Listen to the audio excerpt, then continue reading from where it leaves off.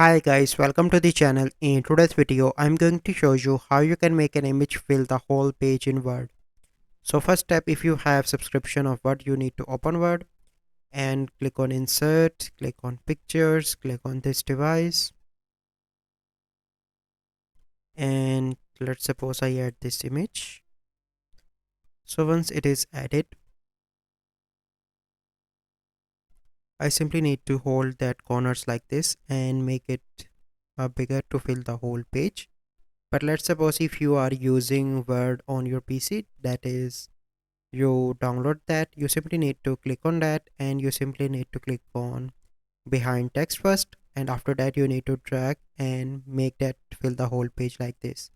So this is a process how you can make an image fill the whole page in Word. So I hope you find this video helpful.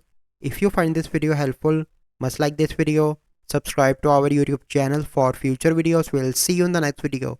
Thank you. Have a good day.